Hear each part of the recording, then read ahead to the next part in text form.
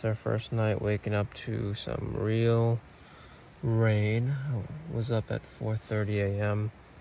I think there was 20 feet of visibility. It's pretty foggy out. I think we're gonna have a slow start. Wet tents are not fun to pack. Pretty dramatic fog, which is lifting right now, as you can see. The peaks are starting to reveal themselves. The breams are ambling out of bed, some faster than others. Breaking camp today and heading that way. There's a big snowstorm in the forecast tomorrow, so we want to get as much mileage in today as possible. So we're backtracking out the trail that we came in, and we'll make a turn to go up to the saddle. Looks like the forecast is going to be a low of 25 degrees. So we might be socked in the tent tomorrow. It's a full rack, caribou intact, beautiful. Tip got gnawed off. Hungry bear, hungry country. Oh yeah. Yeah, what do you think about the mosquitoes? How would you describe them? They're like basically non-existent. They're kind of bad in the evenings or breakfast sometimes when you're just hanging out, but they haven't been bad. Oh, here's one. It's on my pants right there. So they're just kind of around. There's a point in every backpacking trip where the same number of calories for lunch doesn't really do the trick anymore, and you start to feel hungry. I think I just ate a bug with that peanut butter. Bill enjoying his moment in the sun before the snowstorm tomorrow. It's my newest accessory, a beautiful Arctic butterfly. We are hiking up the faintest of trails. It's an uphill slog.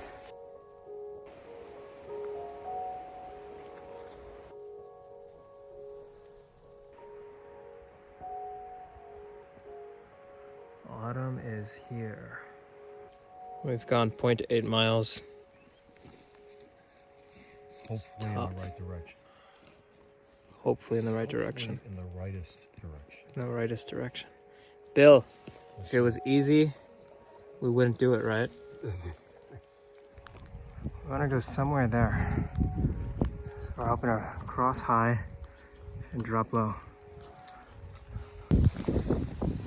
Putting on all my layers.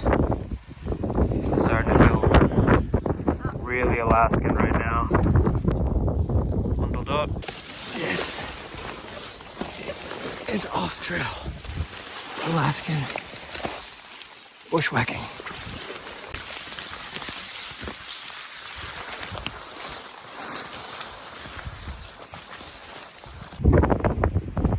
So we have decided to camp here, somewhere down there near this water. We have to scramble down this bit right here instead of going over that. It's 7 o'clock. It's getting pretty windy, getting pretty cold. After probably the most brutal day of hiking of the trip, we made camp. Pretty good views. Protected by this rock wall. Hey, what are you doing? Eating ramen noodles off of the tundra. Well, this is what this valley looks like before it gets socked in with snow potentially, so enjoying this view while we got it. It's pretty damn windy at dinner time. Our fuel canister wasn't working so great because of the wind, but we managed a delicious dinner of peanut noodles. How was it, Leah? My favorite. Almost immediately after we cooked dinner and tucked into our sleeping bags, the raindrops began to pelt our tent walls. We said very little that evening out of exhaustion and a desire to get inside before being soaked. There was also no plan for tomorrow besides enjoying a full rest day. It's like 11:45. We're getting up to make breakfast now. The rain stopped, but the snow started. You can see that. Not sure if we're gonna move camp or stay put. I'm hungry. We are saving every last drop of that oatmeal. And my gray water. It's sleeting right now. It's just gonna turn to snow. It's really fun out here. This is your beach vacation. Yeah, we're by a beautiful river in snow. Very grateful I brought my Kindle because we're just gonna do some reading tonight. Well, not tonight, all day. It's noon now. We've got basically a full day inside this tiny little tent. With one Kindle. With one Kindle. We have some agreement on what we're gonna read. We spent the entire day with this view. All that napping was probably worse for my body. In hindsight, I should have wandered around the area for hours, just like Bill had been doing. Some hot cocoa with sticks and feathers in it. It's feathers? Should add some bear scat in there. I guess so, yeah. Just had dinner after being in tent, sitting idle for who knows how many hours. My muscles are so sore from just laying down. I don't know who people who go to the beach and just sit around do it. It's miserable. Weather's gonna get worse, and yeah, we'll just deal with it. Figuring out what to do, how we're gonna spend the next few days. Good news is that packs are getting lighter. Hopefully we can sleep after all that napping in the afternoon today. Another night in Alaska. Tommy Caldwell is here at -20, and it's like, what, 25 degrees tonight? Pretty tropical compared to that, so that thought kind of warmed me up.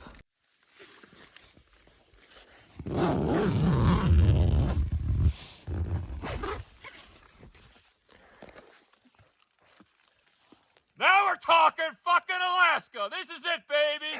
This is what we came for. Now I feel alive, man. Beautiful and miserable at the same time. I don't need a fucking cold shower. I need Alaska in the winter.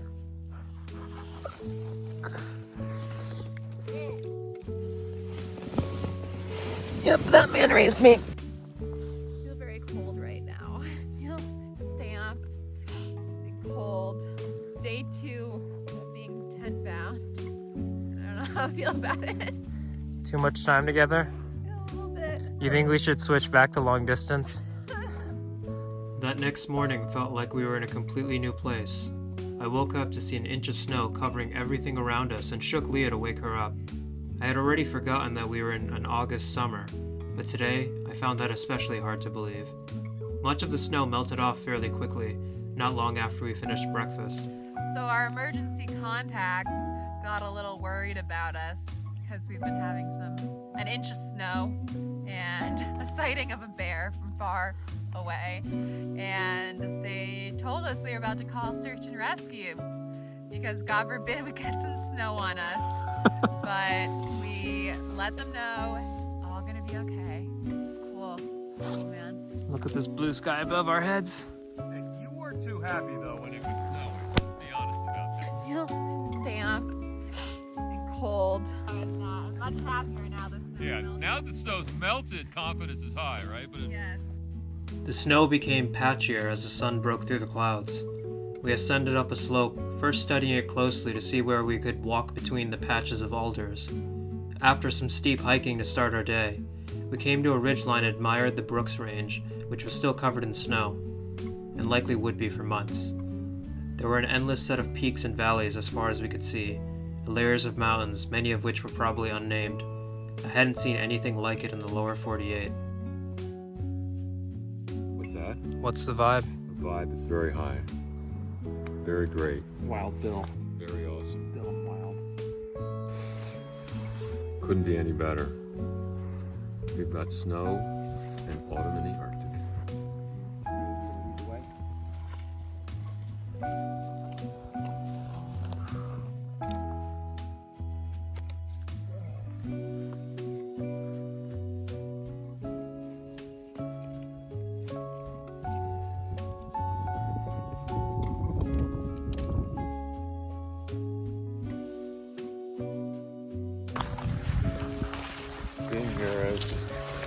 beyond words.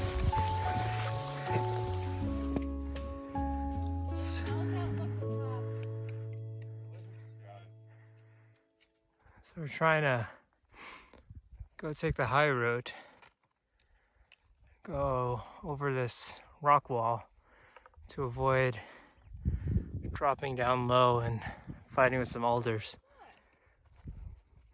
Aiden's scouting for us.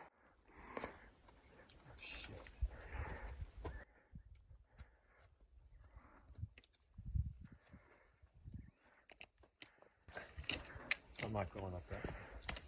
He did go up that, and it was fine.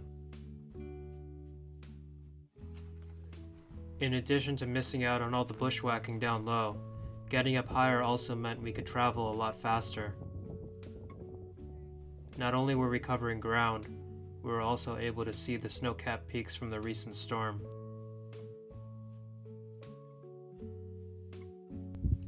You know, the shittiest part about being the photographer of the trip is that you gotta kind of wait far back to get some good shots, and then you gotta run to catch up.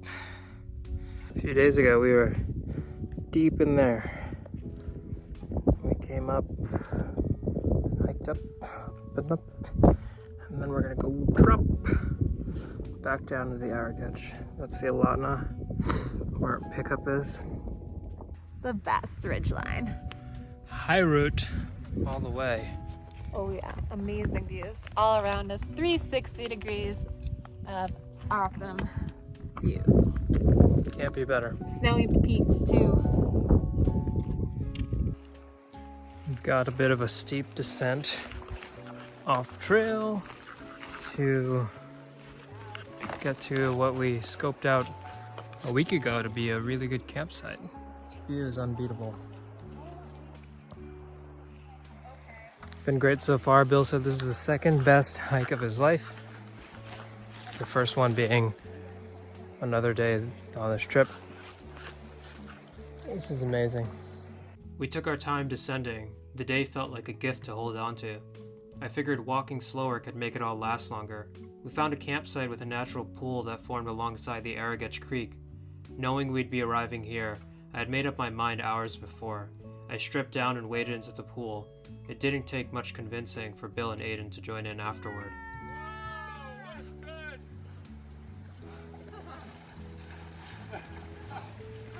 Scrub your armpits.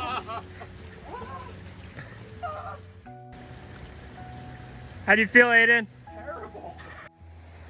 Just trying to collect all these clothing items that are decorating all of the pine trees.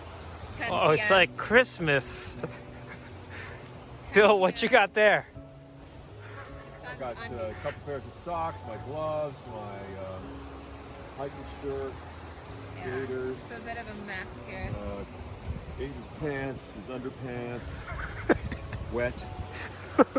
Maybe he realizes these are never going to get dry. I'm going to give it to him and remind him that he has all his clothes out here. There's a 40% chance of snow tonight.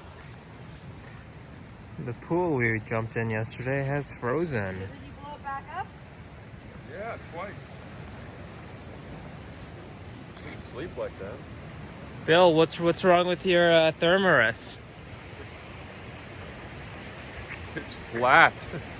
Why do you have a flat sleeping the pad? cold, the hard earth, hard Arctic earth, and the cold is seeping up through it at night into my bag. And how long has this been going on? The entire trip. So you basically have had no sleeping pad this entire trip. Well, I have to get up in the middle of the night and keep inflating it. So it's a little rough. Builds character, I'm told. But I had to snuggle with Aiden a little bit. I don't know if he knew it. Did you fit on his sleeping pad? Aiden and I did a little snuggling. Lots of fun.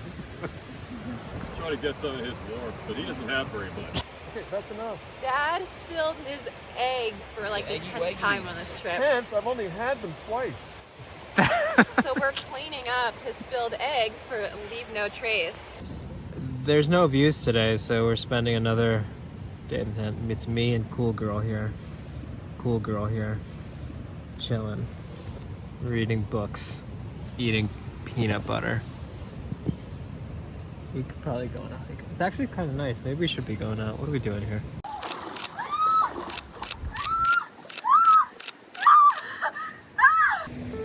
So we are having breakfast pretty early. We're trying to make it to our pickup spot a day in advance because it looks like the weather's gonna take a turn for the worse. 80% chance of snow today and probably worse tomorrow.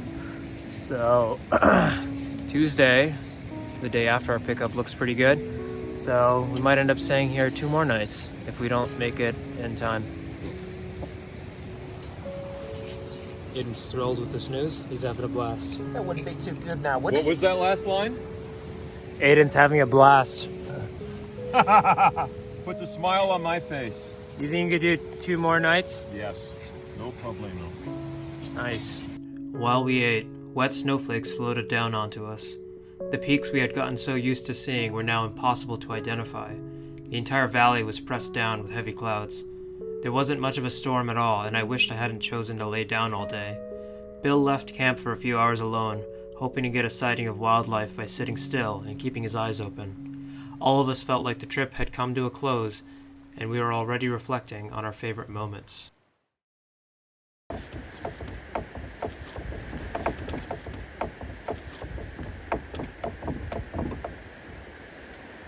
Of course, the trip wouldn't be over until we were back home, or at least somewhere we could get a hot shower. We packed up our tents once more and filed our way out of the valley. It was easy enough to find our way back to the gravel bar along the Alaskan River where we had started our hike.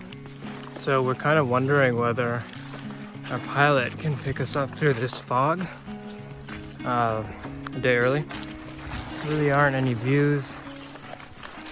Weather's at least pretty decent. Not too cold, not too windy. So pilot said get to the pickup spot and we'll see what we can do. Trying to hustle our way over. It's been a pretty easy hike. A bit muddy, but overall quite nice. Foliage in the Arctic. We were about half a mile from our destination when we came across a wide stream. As we shuffled along the banks trying to find the safest place to cross, Lee and Aiden spotted something in the center. Through the clear water, we could see something metallic. I decided to cross at that point to get a better look. I tugged at what felt like a brick, finally freeing it from the sediment. Just did a stream crossing and we came across this old camera filled with rocks right in the stream. Picked it out. It's very heavy. Gonna dispose of it or try to develop the film. It was an old Minolta film camera from the late 1960s. The river had fused it with sediments and rocks, transforming it more into a stone than a camera. We were all amazed to find something so old. I thought about the photos taken, but never developed. Food! I'm not smarter than a bear. So our emergency food won't open. It's like jammed up. We still have food left. We're a day early.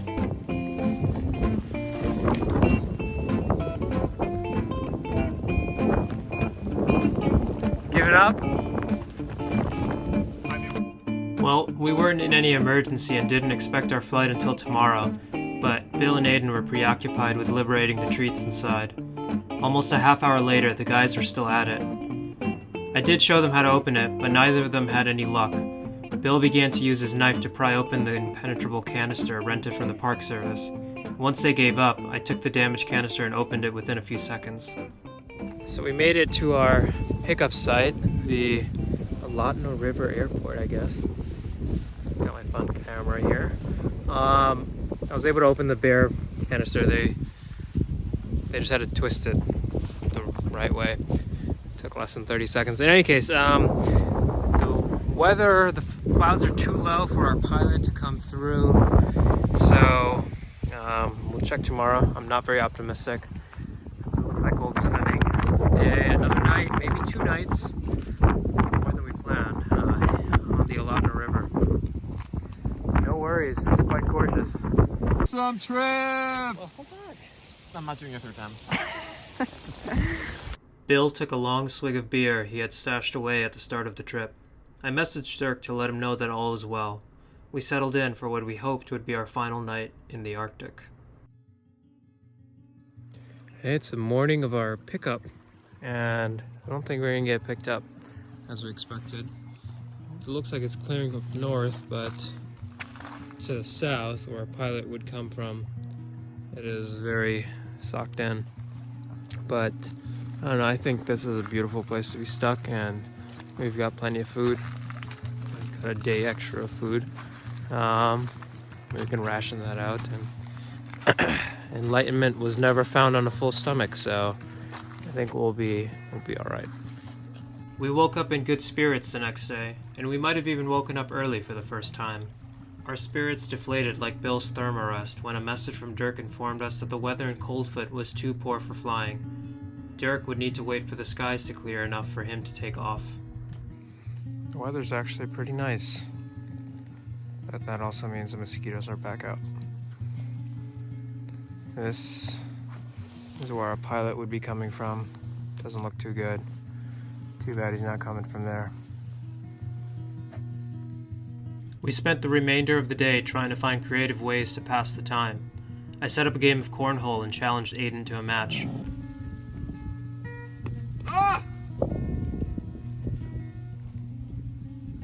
Ah! Get it! We read aloud to each other, told stories, played 21 questions, and even played rock pageantry, where we tried to find the prettiest rock on the riverbank to present to each other. We really tried to find any way we could to pass the time. All of a sudden, we heard a faint buzz in the air. It was the unmistakable sound of a propeller. But it wasn't for us. It was not Dirk. Damn it. So we're not getting a pickup today. We just got a message from our pilot that there's been a small medical emergency. So even though the weather's pretty nice, A plane just flew above us. yeah, we're not getting a pickup today. Well, hope everyone's all right. But first thing tomorrow, allegedly. Good thing we packed emergency day food, because it's gonna be an emergency day. I have trail mix for breakfast.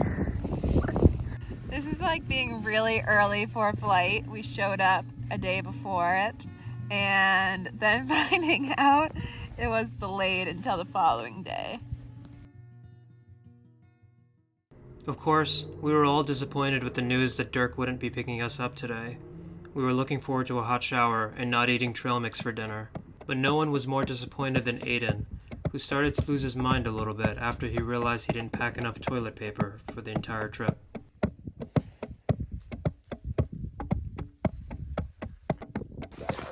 Leah and I are on a walk. It's a beautiful evening.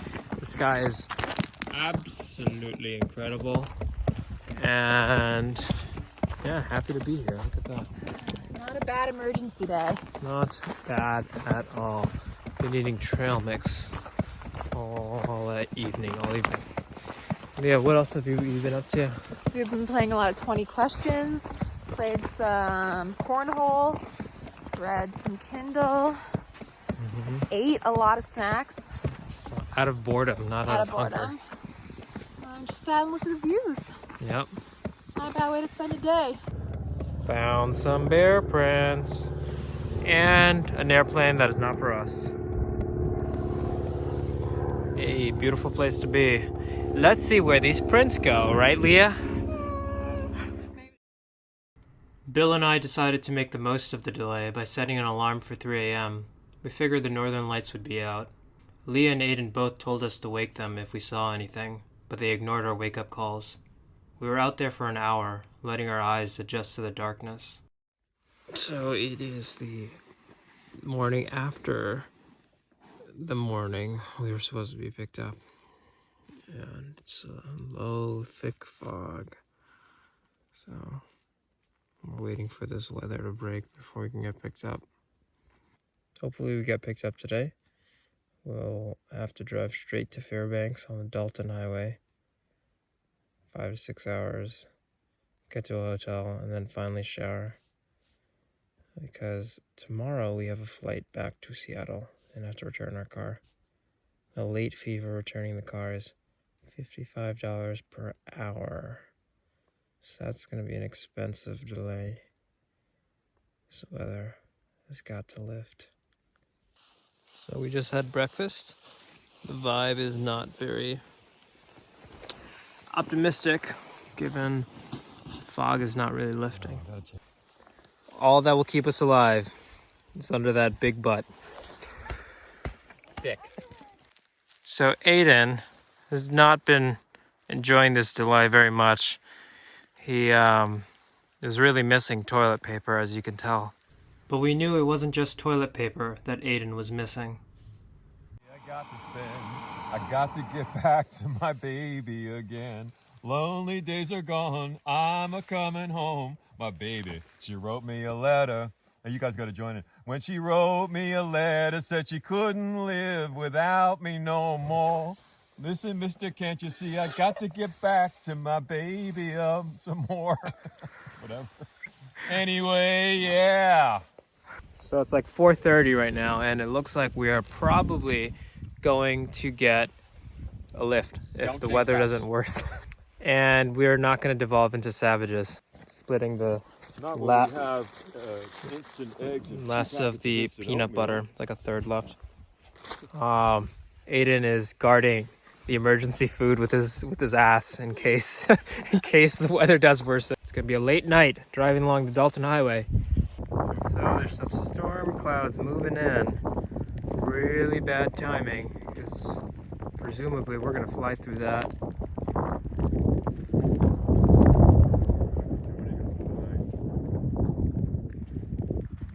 This was all clear just a few minutes ago. All right, well, we are hopefully minutes away from our pilot coming down that valley. The weather is taking a dramatic turn for the worse. Yes, it is. So hopefully this all works out. And he doesn't turn around and say, I'll get you tomorrow. And we have to go back and pitch the tents. And climb back. We heard the buzz of Dirk's plane at 7:30 p.m., just as the first drops of rain began to fall. Part of me worried that Dirk would turn around just seconds away from landing, but he smoothly touched down on the gravel. He'd later tell us there were a few instances where he'd actually camped with his clients because the weather was too poor to take off again. Dirk hopped out and loaded our gear almost in a single fluid motion. He spared no time on small talk and said nothing beyond a few terse commands into his radio as we took off. The rain was pelting us a little harder now. I remember thinking about how warm it felt inside that airplane, like we had stepped into a small cabin with a roaring fireplace. Before I could take a final glance at the valley we were ascending. Once we were cruising, Dirk was ready to regale us with stories. Apparently we were quite lucky. He told us that there was a group that was delayed for a pickup by 5 days. This had happened before satellite communication was common, so they really had no idea what to expect when they flew out to pick up clients. One person in the group had even made a snare to unsuccessfully catch ground squirrels, but they all had a positive attitude about the whole situation. As we flew back to Coldfoot, Dirk entertained us with his thoughts and stories on life in small towns along the Dalton Highway. I felt like I could talk to him forever and wished we had a longer flight. We caught some sight of Dahl's sheep below us. Seeing that reminded Dirk of when he passed over a standoff between a grizzly and a pack of wolves, fighting over a caribou snatched from a herd. The bear lay on its kill with its full body weight while the wolves nipped at him from behind. Ultimately, hours later, they called a truce after exhausting themselves into a nap. I asked Dirk about his thoughts on overcrowding. I'd gotten the vibe from someone at the NPS office that the Arrigetch was overvisited and that the tourists were clueless about the real gems in the gates of the Arctic. I assumed Dirk would have a similar mindset, but he absolutely loved the Arrigetch and even had a permit for a cabin along the Alatna River. He seemed proud of spending several months at a time with his family during the winter to ski in the valley, gliding right over the terrain that we had to bushwhack through one step at a time. So we made it back to Coldfoot. Really, really fun ride. Got some awesome stories from Dirk about what it's like to live in Coldfoot, fly in Coldfoot, and just be in the Arctic. Pretty awesome. Still got a long night ahead of us. We have a long drive along the Dalton Highway heading south, and we have a big buffet dinner before we get on the road. Bill, how do you feel? Good. Excellent. Amazing trip. Really incredible. Best trip of your life? The best trip ever. So I'm all changed in fresh clothes, and Me, not at all. I'm a little ahead of the group. But we made it, so. We made it! So it's 9:40, we're in Coldfoot having dinner. It's delicious. Found ourselves up with vegetables. We've got a 6-hour drive on the Dalton Highway heading south. It's gonna be dark, it's gonna be slow, it's gonna be epic. And then we gotta wake up early, return the car, get on the flight, so journey's not over yet. The road was empty and a lot darker than we could have imagined. The fog hung low and clouded over the beams of our headlights. After an hour, we could see the streaks in the sky once the fog lifted. We pulled over and turned off the car. Instantly, we were invisible and floating in an inky blackness, until we looked up to see the glow of the northern lights. We were on the road for several more hours, arriving to Fairbanks at 4 a.m. After 2 hours of sleep, we found ourselves shouldering heavy packs in the lobby the next morning. Before long, we were boarding a flight back home, a little thinner, a bit dirtier, more exhausted, but a lot happier than we had been when we first touched down in Alaska. Fortunately, that had always been our plan.